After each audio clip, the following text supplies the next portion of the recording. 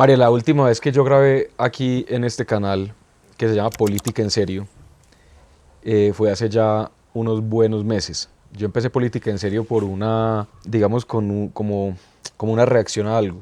Y es que yo creo, o sea, profundamente, sinceramente, que la política es una actividad muy importante.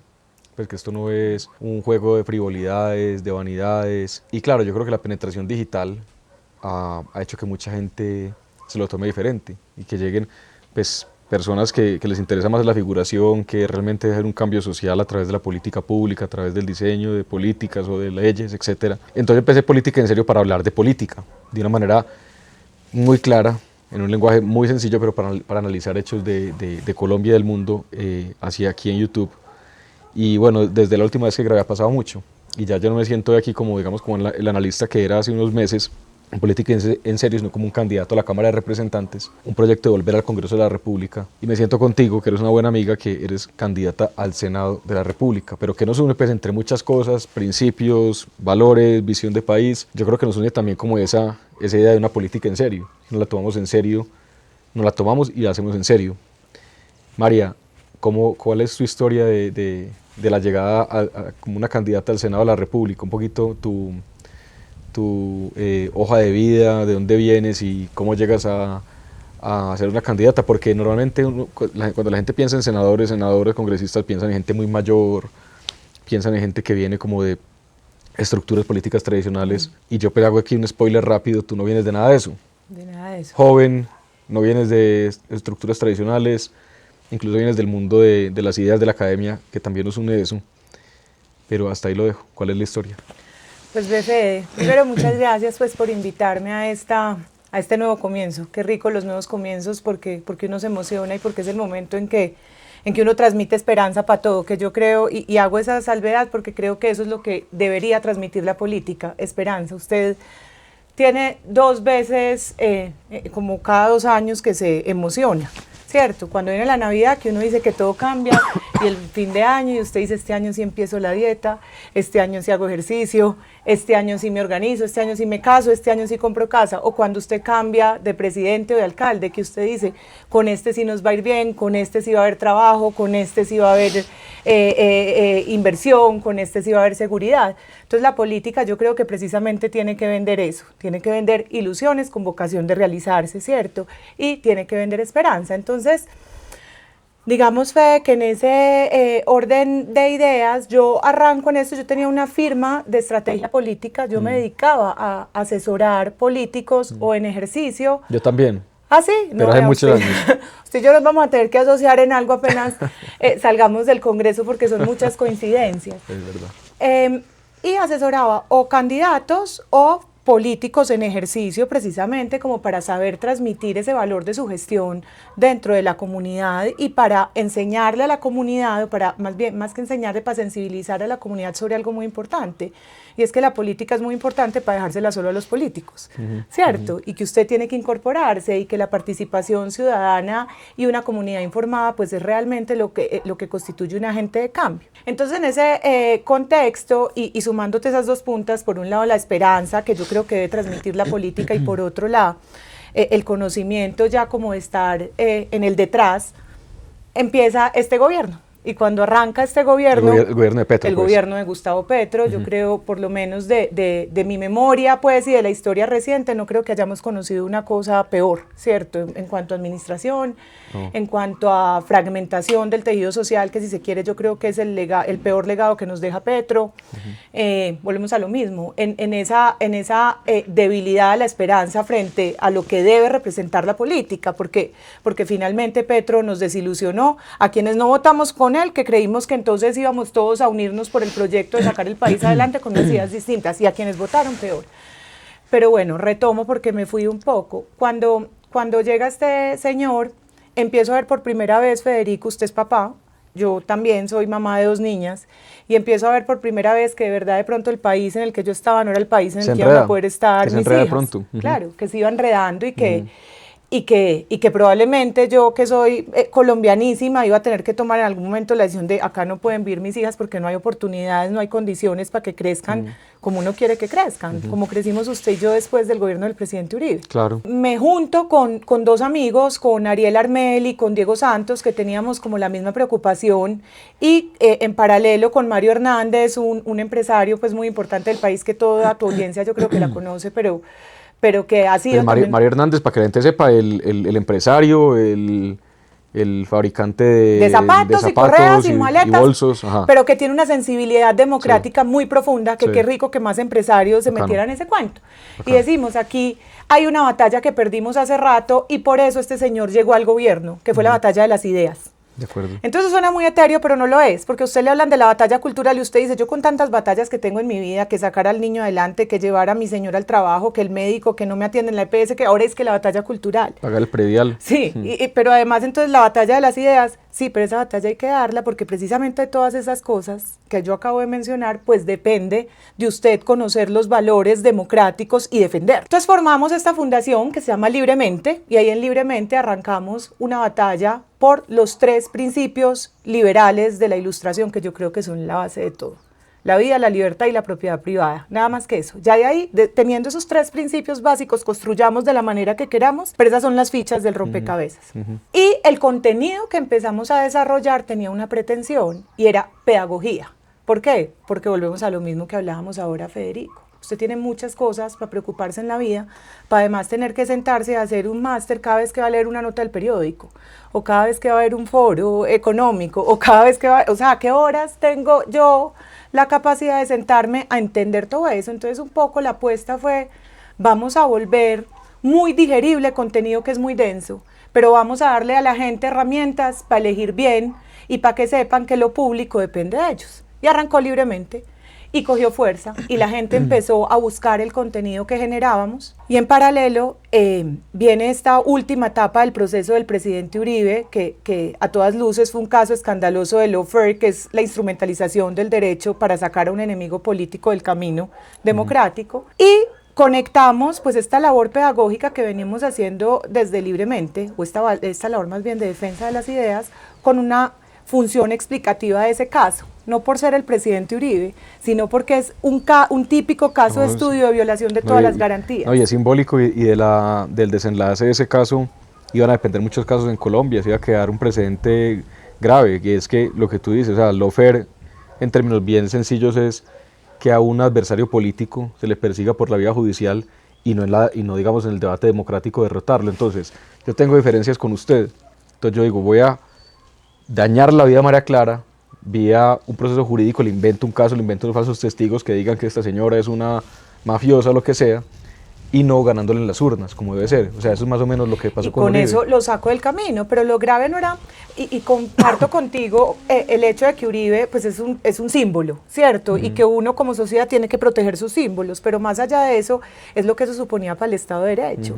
Porque es que el Estado de Derecho funciona en un entendido, y es que el poder tiene unos límites, ¿cierto?, que lo controlan.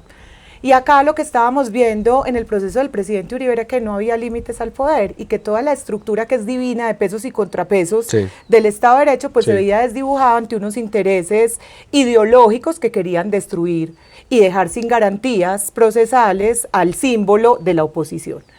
Entonces arrancamos un proceso como de explicar el caso, Federico, pues que es muy difícil, es que yo soy abogada, yo estudié 5 años y medio de Derecho para entender un poquito eso y luego la especialización y luego la maestría. Entonces lo que quisimos fue decirle a la gente, venga, yo le pongo esto como para dummies, para que todos entendamos y para que el escrutinio ciudadano pueda hacerse de manera rigurosa. Y yo creo que ahí eso empezó a coger más fuerza porque el uribismo está muy vivo, Federico.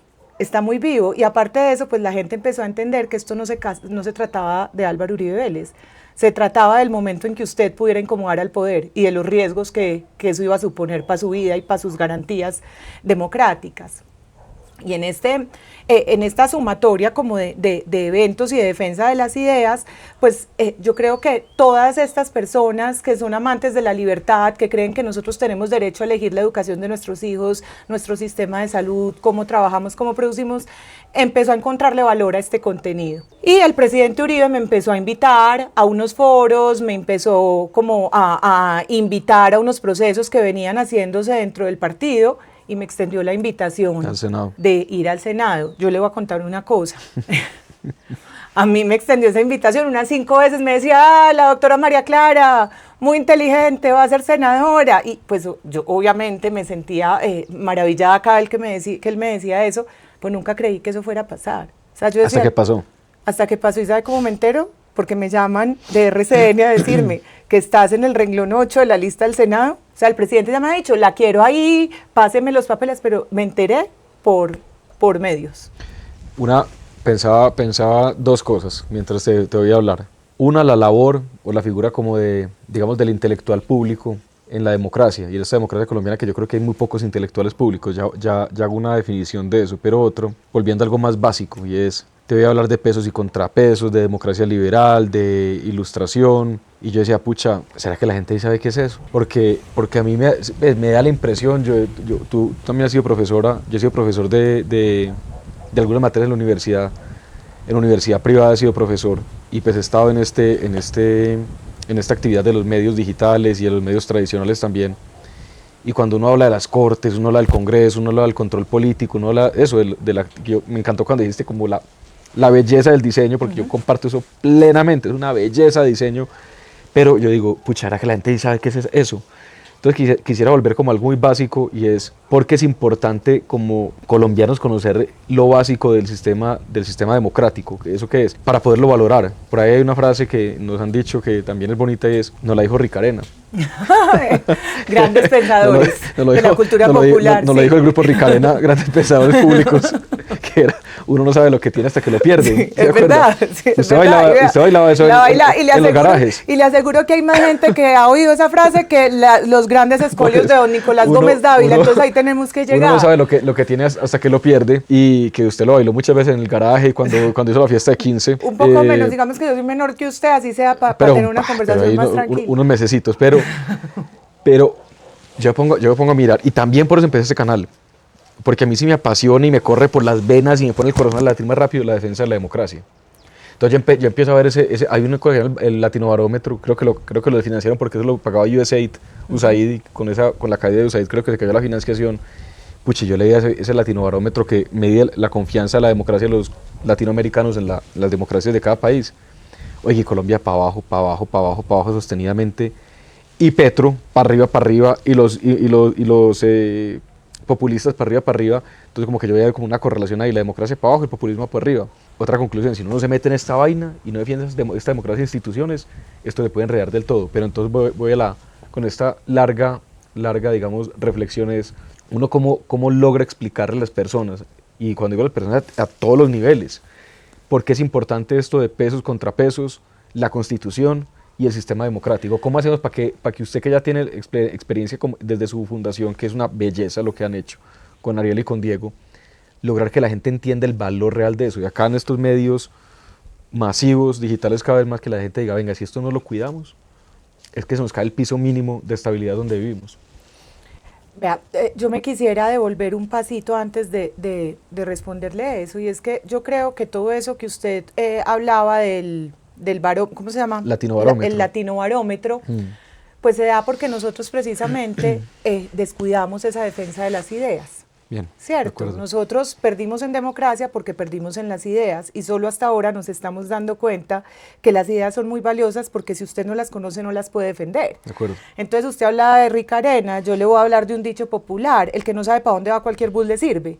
¿Cierto? Si nosotros acá no marcamos un rumbo, si nosotros acá no marcamos un destino y un propósito mayor, pues cualquier bus nos sirve, y por cualquier bus entienda cualquier político, cualquier modelo ideológico. Bueno. En eso la izquierda, creo yo, desde 1917, con un librito así, pues que es el Manual Socialista, ha sido muy juiciosa, desde que hablaba de la combinación de todas las formas de lucha también, y es trazar unos objetivos y unas batallas de súper largo plazo, que van a traer al final el poder. Básicamente para eso está escrito ese manual. Y nosotros pensamos que la gente y su razón pues le van a permitir tomar buenas decisiones, porque lo razonable es entender que es mejor ser libre que estar subordinado al poder del Estado, o que es mejor depender de sus capacidades individuales productivas que de los subsidios que como limosna le quiera dar a usted el gobierno de turno, pero ellos lo venden de una forma mucho más sexy, mucho más agradable, mucho más seductora. Y ahí es donde uno pierde eso, ahí es donde uno pierde esa batalla. Entonces usted me hablaba de democracia y de libertad y de principios democráticos. Yo creo que lo primero que hay que hacer es entender cuáles son esas ideas. Entonces, ¿cuáles son esas ideas? Son las ideas de la libertad. Son las ideas que hacen que Occidente sea una civilización. Son las ideas que le dan valor al individuo como dueño de su vida y como dueño de su destino. Ahí dijiste tres: vida, libertad, propiedad privada. Vida, libertad y propiedad privada, y es así de elemental, es que no hay más. Respeto por la vida. Respeto por la libertad individual para que una persona no dependa del Estado. Y la propiedad privada. Aquí donde estamos grabando, esto no es mío, esto es de alguien más y yo vengo acá, pero esto no es mío y el Estado no puede quitarme esto. Y la propiedad es igual de valiosa para el que la tiene que para el que no la tiene, claro, porque el que no la tiene también aspira a tenerla, y eso es un estímulo a la productividad, eso es un estímulo al desarrollo de las capacidades individuales que este gobierno nos hizo pensar que no importan, porque a modelos como este, a modelos como el kirchnerista, que creo yo que el modelo nuestro es más parecido al kirchnerismo que al chavismo, porque es esta multiplicación de la capacidad burocrática del Estado para generar ovejas, para generar, ovejas que obedezcan al régimen porque dependen 100% del régimen. Y propiedad privada, pensar una cosa es, digamos, no confundir eso con porque propiedad privada, el latifundio, pues una tierra gigante. No, es que propiedad privada son los tenis, pues, propiedad privada es el celular. ¿Sabe qué es propiedad privada? El carrito de mango que nos vendió ayer en Jardín. Claro, eso es propiedad privada. Claro. Pero todo el que tiene un carro de mangos sueña con tener dos. Claro. Y todo el que tiene dos sueña con montar una frutera. Y que lo dejen crecer, que la libertad se la respeten para que él pueda crecer o esta persona pueda crecer, pueda poner dos y que los impuestos no lo ahoguen, no lo maten. Y luego otra cosa, que vamos conversando, que la inseguridad, que también es una violación a la libertad, no impida que esa persona pueda tener 2 carritos, 3 carritos. O sea, libertad, vida y propiedad privada, y que le respeten la vida. Es que la inseguridad afecta a las tres. Por eso, bajo el gobierno del presidente Uribe, más que bajo el gobierno, bajo la doctrina del Centro Democrático, que si quiere hablar, hablamos de eso, no como partido, sino como principios doctrinarios que me parecen también importantes para difundirse, porque yo mañana, Fede, o en esta semana que usted y yo estamos haciendo tanta campaña, uno siempre empieza a pensar qué reparto, ¿cierto? Sí, la publicidad. Sí, ¿qué reparto? ¿Con qué le digo a la gente que se acuerde de mí? Sí, el porque sticker, usted ahora publicidad. está completamente saturado de nombres, de políticos, todos prometen, todos dicen lo mismo, todos ofrecen cosas similares. Y hoy en un comité medio creativo que tuvimos mientras íbamos en el carro hablando, vamos a sacar una pieza que quiero que saquemos juntos, Fede, y es, ¿cuáles son los valores en los que usted cree? Pero es, si usted cree que la propiedad privada es importante, marque un chulo. Si usted cree que la vida hay que respetarla, marque un chulo. Si usted cree que usted tiene derecho a escoger sobre la educación que van a recibir sus hijos, marque un chulo, ¿cierto? Y al final, cuando usted se da cuenta, todos creemos en estos valores, o no todos, pero la mayoría creemos en estos valores, que son los valores que han dado resultados a lo largo de la historia. Es que decía Thomas Sowell pues, bueno, mejor dicho, que el comunismo ha fracasado de todas las maneras porque desconoce la naturaleza humana. La naturaleza humana, como diría Isaiah Berlin, es de la competencia, es de la superación individual, es de elegir un principio sobre otro, y eso que supone que usted siempre termina privilegiando el propósito mayor, ¿cierto? Entonces hay una cantidad de decisiones individuales que se fortalecen precisamente desde esas bases que hablamos, desde la ilustración, desde la vida, desde la libertad y la propiedad privada, y eso es lo que uno tiene que lograrle transmitir a la persona que está oyéndole a uno el cuento. Obviamente usted y yo acá lo estamos hablando más en términos de filosofía política, no, pues está muy bien. Pero cuando usted va a la calle, señora, ¿a usted le gustaría que como en España, entonces a usted de pronto tenga su casa, se va a vacaciones y se le metan los ocupas porque ellos tienen derecho a usurpar su propiedad? Yo mira, digamos yo comparo los 3 valores: vida, propiedad, libertad. Hay uno que, digamos, se puede desprender de los 3, que es el respeto. No sé si te ha pasado esto. Ponle tú, desde la universidad, bueno, desde la carrera del pregrado y luego cuando fui profesor, y yo era el facho de la clase. ¿Usted es abogado, Fede? Yo soy politólogo. Politólogo. Yo soy politólogo de AFIT. Entonces yo era el facho de la clase, el derechoso. ¿Por qué en parte el derechoso? Porque yo defendía la seguridad, las fuerzas militares, la empresa, que la empresa pudiera crecer, que la empresa tributa, que la empresa genera desarrollo, genera valor público, etc. Y digamos, siendo yo muy respetuoso, de tener una visión, digamos, también liberal de la sociedad, he creído en la familia. He creído que cuando unas personas se unen, organizan un patrimonio, hay amor de por medio, puede crecer eso en hijos, eso es conveniente para la sociedad, digamos, ese núcleo es defendible, es importante. Esas son mis convicciones, pues más o menos era eso, y que pues también creo en cortes, que creo en las cortes, creo en el Congreso, creo en la separación de poderes, que un presidente no puede tener demasiado poder, sino que lo tiene que controlar, etcétera, etcétera. Y yo era como el facho de la clase, y me tocaba pelear con mis profesores de teoría política, y peleaba duro, y mis compañeros me decían fachollos, y me inventaban vainas. Bueno, pasan los años, soy congresista del Centro Democrático 2014-2018, con Uribe, con el Centro Democrático, y la fama, obviamente, peor todavía. Se potencia. Y cuando salí como de la política y entré al sector privado, yo pues sentía que tenía como una... ¿Usted se vio esa película, la de Brad Pitt, la de Bastardos sin Gloria? ¿Se acuerda? Sí. Inglourious Basterds, que llega el man y le hace una esvástica acá con un cuchillo para que quede marcado toda la vida. Yo más o menos sentía que yo era así, como que yo tenía aquí una marca en la frente que decía Centro Democrático, derechoso, yo no sé qué. Yo siempre decía, ¿por qué me dicen que soy de derecha si yo defiendo la Constitución, la democracia, la separación de poderes? ¿Qué es lo que me hace a mí derechoso? Yo no creo en la legalidad, yo no creo que los grupos armados criminales pues puedan ponerle orden a la sociedad, yo no creo en nada de eso. Bueno, y nos vamos encontrando, y llega el punto del que usted habló, gobierno Petro. Y empezó a pasar un mes, 2 meses, cosas raras, cosas locas, pésima administración, violación de la separación de poderes. Y muchos de mis amigos que me decían fachollos y que me decían cosas, empezaron a decir como que, oiga... ¿Me recomendás un librito? como que venga, de pronto eso no era tan así. Y todos mis amigos más izquierdosos, pues aparentemente, que en el fondo, pues ya no puede que lo sean, pero son demócratas, porque creen en esa misma constitución, separación de poderes, pero Fede, es que la derecha también puede ser privada. ¿Cómo así? La derecha también Claro, es demócrata. no, entonces tanto los de izquierda, que parecía muy izquierda, eran una izquierda democrática en el fondo, y los más progresistas democráticos. Entonces uno puede tener diferencia de opiniones desde asuntos menos importantes a asuntos más. Hombre, uno puede tener una diferencia en el aborto, uno puede tener una diferencia en la penalización de la dosis mínima, uno puede tener una diferencia en asuntos morales típicos, pues en la eutanasia, uno puede tener diferencia, le gustan los toros o no le gustan los toros, debates típicos. Pero creo que hay un piso mínimo en donde dice, mire, tiene que haber elecciones cada 4 años. El presidente no puede lo que le dé la gana. El presidente no puede poner impuestos como le dé la gana. Un congreso fuerte es importante. Unas cortes son importantes. Ese piso mínimo nos une como sociedad.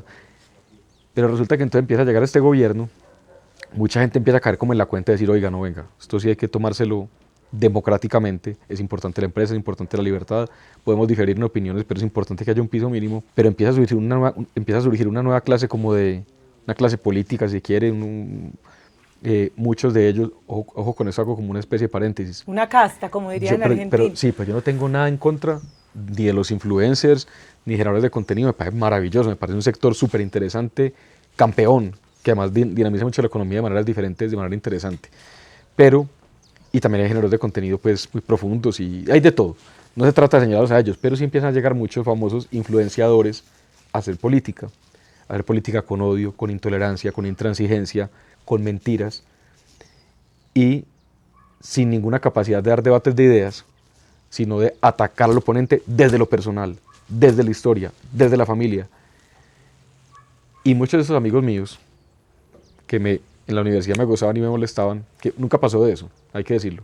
Siempre pasaba de un chiste pues ahí pesadito y ya, y yo siempre me lo tomé bien, a decir, oiga, mire, sabe que de pronto usted tenía razón. Muchos hoy en día me dicen, oiga, yo voy a votar por usted. Porque hemos ido entendiendo que cuando la democracia se pone en riesgo, cuando esa posibilidad de respetarnos y de diferir en medio de un piso mínimo que es la democracia se pone en riesgo, ahí es una bandera roja. En estos días me decía un tipo que, pues, usted le atacan mucho también en redes sociales y los famosos bots, y me decía un tipo, por unos videos que yo he hecho, videos básicos, hablando del salario mínimo. Claro. Usted y yo tuve un live ese día, yo cuando aumentaron el salario mínimo el 23%, fui con un micrófono de estos al parque de Envigado y le preguntaba a los comerciantes, ¿usted qué cree que esto genera? La gente, impresionante, una visión económica, inflación y Informalidad. Inflación, desempleo, informalidad. Todo el mundo. Oiga, me pone un tipo y me dijo, ¿sabe qué? Un tipo pues con cara, nombre de esos influenciadores del gobierno. Y me pone, ¿sabe qué? Usted lo deberían sancionar por lo que está haciendo. Y me van a sancionar, ¿por qué? Por salir a la calle a preguntarle a la gente qué piensa. Me dijo, si usted lo deberían sancionar por eso. Esa es la visión, que no respeta la libertad, que es intransigente y que no cree en la democracia. Claro, y están así de fortalecidos porque hasta hoy han vivido en un país libre. Claro. Hasta el momento en que llegó Petro, bueno, todavía yo creo que queda libertad en este país, en riesgo, pero queda. Pero todos esos señores que te están señalando se sienten a sus anchas a hacerle porque siempre se les ha respetado las garantías liberales. Sí. Por eso es tan importante.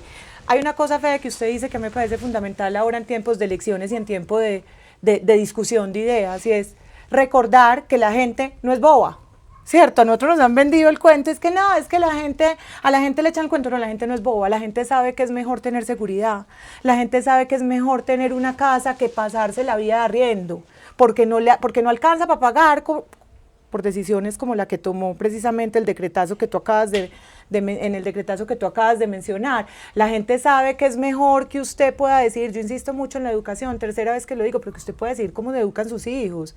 Es que usted es el tutor de sus hijos, usted es el que tiene que velar por el futuro de sus hijos, el que tiene que tomar esas decisiones. La gente sabe todo eso, pero tenemos un gobierno que busca infantilizarnos, Sí, que busca, buena palabra. Es infantilizarnos, Buena palabra, ¿cierto? buena Es palabra. un gobierno que busca vulnerarnos al poder paternal del Estado, pero para nada distinto a dejarnos sin capacidades individuales, precisamente para hacernos pensar que nosotros no pensamos, pero la gente sí piensa. Y eso es lo que tenemos que volver a despertar y activar en las calles. Y eso es lo vital de la política, eso es lo bonito de lo que usted y yo estamos haciendo. Eso es lo bonito de esa charla que usted tuvo con ese tendero en el Parque del Poblado. ¿Dónde fue que me dijiste? En el Parque Envigado. En el Parque de Envigado. Eso es lo bonito de lo que hablábamos ayer en Jardín. Hoy estuvimos con un señor una señora en Caldas.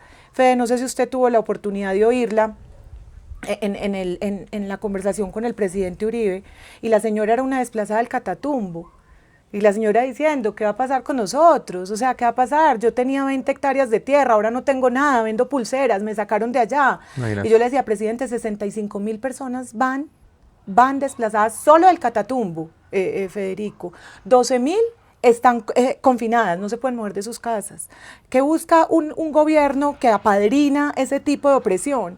Pues que la gente no tenga libertad para tomar ningún tipo de decisión, y que al final, si la única opción que yo tengo para comer, para alimentar a mis hijos y para sobrevivir es votarle a este régimen, pues le sigo votando. Venga, ¿cómo con esto vamos aquí dándole como esto fue una conversación de muchas que hemos tenido y que vamos a tener?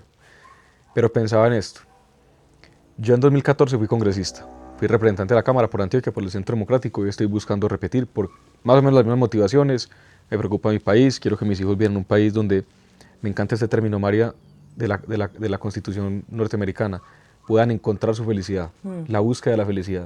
En inglés, the pursuit of happiness. Me parece una cosa tan bella, tan poderosa. Digamos, el concepto deberíamos incorporarlo aquí en Colombia, que cada persona busque su felicidad. Bueno, en un país que se va para el carajo no se puede encontrar felicidad. Por eso me he vuelto a meter en esto. Y eso solo se puede buscar en un país libre. En un país libre, y un país con instituciones y con democracia. La búsqueda de la felicidad individual es la libertad. Ajá. Venga, esto me llama la atención, y es, entonces en 2014 conté esta, porque la gente no se interesaba tanto en política. Honestamente, mi familia, mis tíos, como que saben que yo era congresista y, oiga, ¿cómo es eso allá? Mucha robadera, ¿cómo es esa gente allá? Pero de ahí no pasaba nada, había un país, digamos, medianamente estable, había un gran reto que había sido ese proceso de paz, que fue tan dañino, que ha sido tan dañino para este país y para esta democracia, el proceso de paz del gobierno Santos con las FARC. Lo creí en ese entonces, lo sigo creyendo hoy en día. ¿Por qué la gente se ha interesado tanto en política? Y, digamos, un llamado a la acción para ir aquí concluyendo esta conversación.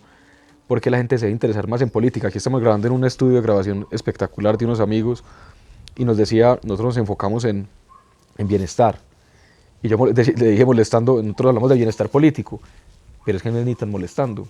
O sea, el bienestar de un país, de la sociedad, también depende de buenos tomadores de decisiones, de buenos líderes, de buenos visionarios, de personas con capacidades mentales, pensadores, pensadoras, que puedan traducir luego esas decisiones públicas. Uno, ¿por qué la gente se ha ido interesando en política? Y dos, ¿por qué crees que la gente debe interesarse aún más en política en Antioquia y en Colombia? Vea, la primera, ¿por qué se ha ido interesando? Yo creo, Fede, que nosotros acá ya lo dijimos, y es porque porque por primera vez sentimos que estamos perdiendo la democracia y que es un riesgo real, latente. Por primera vez sentimos que estamos perdiendo la capacidad de decidir sobre nuestros destinos y los destinos de nuestros hijos, ¿cierto? Por primera vez sentimos que no vamos a poder vivir en un país libre, entonces la gente despertó. Eso nosotros lo veníamos muchos, los que fuimos detractores de este proceso de paz de La Habana, que fue más bien un proceso de legalización de la impunidad, pues lo advertíamos desde ese momento, pero en ese momento teníamos un gobierno que, si se quiere, lo vamos a llamar para estos efectos presentables. Teníamos un gobierno presentable, un gobierno que respetaba en la apariencia las formas, entonces nadie lo sentía tan agresivo. Ahora es que tenemos un señor que es sin escrúpulo, acabar con todo, que presenta unas cuentas bancarias donde él fue a un strip club a mostrar como si nada, sí, como si nada. Y sí, maravilloso, libertad, ¿cierto? Lo puede hacer por eso. Libertad, pero dignidad también. Pero se pierden las formas. Sí, entonces, sí. Esta pérdida tan estrepitosa de las formas, tan estrepitosa de la dignidad presidencial, tan estrepitosa de los íconos morales, éticos y estéticos que son tan importantes también para el ejercicio de lo público, pues produjo un despertar colectivo y la gente empezó a abrir los ojos. Yo no creo que haya sido tarde, pero no fue a tiempo. ¿Y por qué la gente debe seguir interesándose más, María, en este... A ver, estamos grabando, hoy es 18 de enero, las elecciones son el 8 de marzo a Congreso. Es el 31 de mayo la primera vuelta. 31 de mayo, que coincide con el Mundial, que nos encanta el fútbol en Colombia. Me acaban de dar dato curioso, dato coctelero. Dato mata relato. dato mata relato. Colombia fue el segundo país del mundo que más solicitó boletas para el Mundial. Mire, el Mundial nos encanta, mucha gente va a viajar, pero por favor, 8 de marzo, 31 de mayo, quédese para votar por el Congreso y por la primera vuelta presidencial para elegir presidente de Colombia. Que ese es el real triunfo, ese es el real triunfo de Colombia, entonces quedémonos para votar. 8 de marzo Congreso, 31 de mayo primera vuelta. Estamos listos. Pilas pues. Yo lo he querido decir así, estamos en una Y como país, como cuando uno va caminando por una carretera en el campo, o escoge para acá o escoge para acá. Entonces estamos en una Y como país. Porque en esta Y en la que nos estamos encontrando, la gente debe, las personas deben, no si quieren, pero ¿cuál es la importancia mejor de que se informen y se involucren en política para tomar una decisión en estas dos fechas? Usted ahora me decía que fuéramos concluyendo y tan lindo cuando el círculo se cierra y le voy a decir, voy a finalizar con lo que empecé. La política es muy importante para dejársela solo a los políticos. ¿Por qué? Porque es que de eso depende su vida. Entonces, el acto más político en cualquier ser humano es el voto. Es el acto más político que uno puede tener, me gusta, ¿cierto? Me gusta. Entonces, para usted acercarse a esa acción de forma responsable, tiene que informarse. Y no le vamos a venir a decir acá por quién votar todavía, porque yo sí voy a cerrar diciéndole, pero en ese momento no le vamos a decir por quién votar. Pero sí le vamos a decir cómo votar. Vote por valores que son compatibles con su forma de ver la vida. Vote por principios en los que usted cree. Vote por personas a las que usted le entregaría el cuidado de sus hijos. Fede, una cosa, si usted no le entrega el cuidado de sus hijos, usted le entregaría, señora y señora que me están viendo, señor y señora, ¿usted le entregarían a sus hijos de 3 años a Gustavo Petro para que se los cuide una semanita? ¿Usted se lo entregaría? Entonces, ¿por qué le va a entregar al país? Me hizo acordar que en Estados Unidos, que son tan divertidos con la política, hacían una encuesta y era ¿con quién quisiera tomarse una cerveza? Esa era una pregunta, y la otra era ¿y para tomarse la cerveza con quién dejaría a los hijos cuidándolos? Por eso, ¿usted le dejaría esa era la hoy, encuesta presidencial. ¿usted le dejaría a sus hijos Su empresa. a Iván Cepeda? Sí, su empresa. Usted se montaría en un avión que pilotea a Gustavo Petro. Entonces, ¿por qué para esas decisiones que son importantes de su vida, usted con toda la contundencia dice no, para dejar el destino de su país? Y una pregunta, porque hemos hablado mucho de lo presidencial, una reflexión aquí como para ir cerrando el círculo, como dices. ¿Y los congresistas qué? La votación más importante de todas, creo yo. ¿Cómo es ese perfil del congresista que vas viendo y que ha sido, digamos, afinando con las conversaciones, con los años de trabajo social alrededor de las ideas? ¿Cuál es el perfil de congresista que crees, que consideras que le conviene a Colombia en este momento? Yo creo que dentro de todo lo aterrador de Gustavo Petro hubo 2 legados importantes. El primero es que nos devolvió esa noción de la importancia de la ciudadanía en la democracia, ¿cierto? Del escrutinio público, del diálogo popular, de la ciudadanía informada y participativa. Y lo segundo es que nos demostró con hechos el valor de un Congreso serio, de un Congreso decente, de un Congreso responsable, ¿cierto? Yo creo que usted, y volvemos a lo mismo, y cuando yo le hablaba del presidente, usted tiene que votar, cuando va a votar por el Congreso, por alguien que defienda los principios en los que usted cree, porque es ese Congreso y volvemos a cerrar, en este sistema de pesos y contrapesos, el único que puede servir de contrapeso a los afanes autócratas de un gobierno irresponsable, ¿cierto? Y lo vimos ahora. Y muchas veces uno termina votando por el hijo de una amiga de la mamá, por el que me dijeron ese día, a mí no me importa, yo no voto en el Congreso, y lo que pasa es... Totalmente.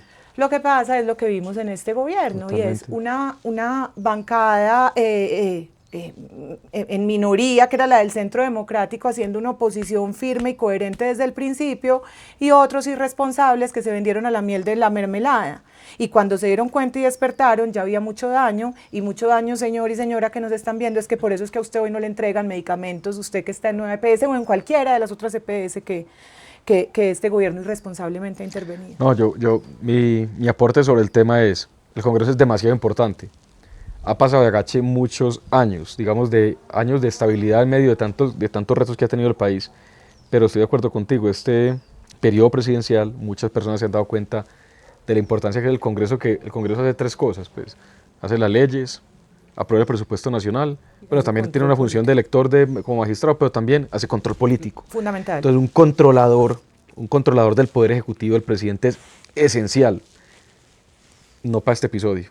Yo creo que debemos revisar, ojalá en el Congreso usted y yo creo que el presidente de Colombia no puede ser tan poderoso.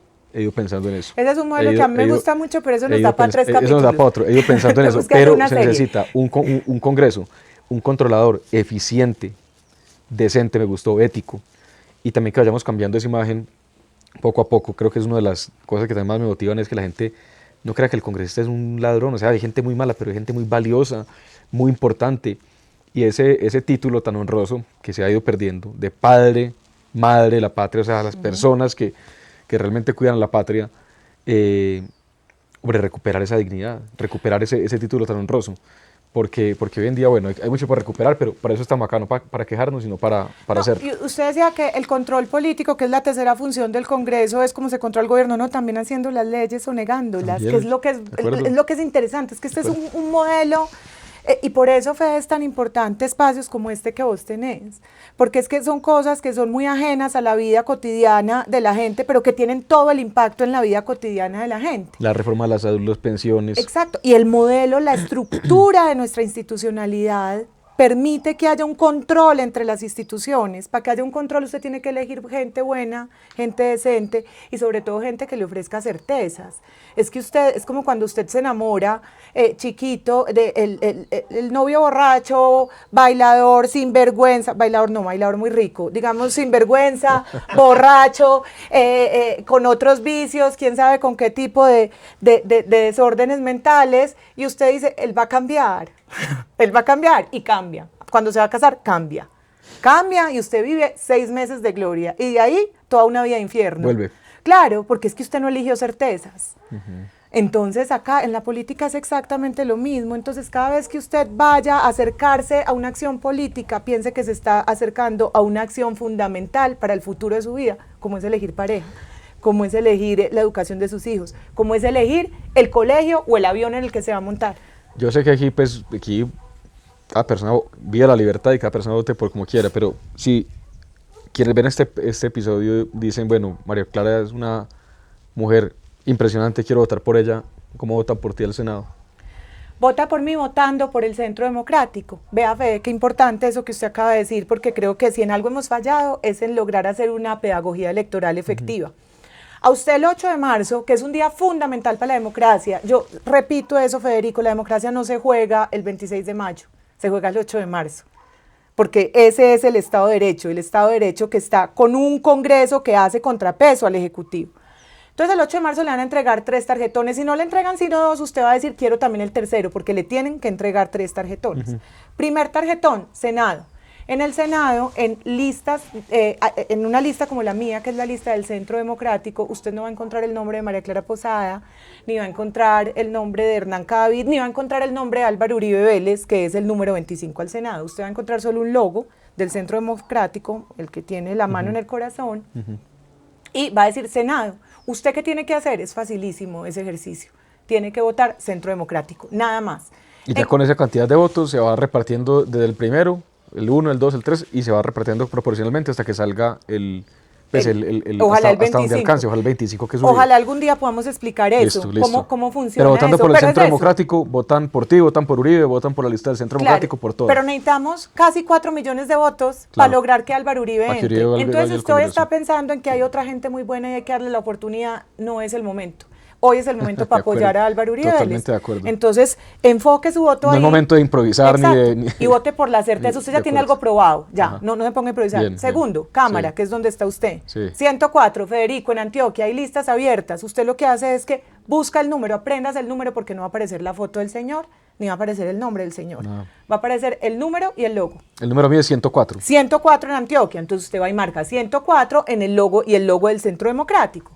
¿Qué pasa, Federico? Apréndase el número, porque si llega allá y se le olvidó, no va a aparecer en ninguna parte el nombre. Pero bueno, le pasó eso en el peor de los escenarios. Puede entrar al celular, busca mi cuenta de Instagram y ahí... Eso, y ahí apareció, pero se quedó sin celular. Esto va, que voy a decir es ya el último recurso. Sí.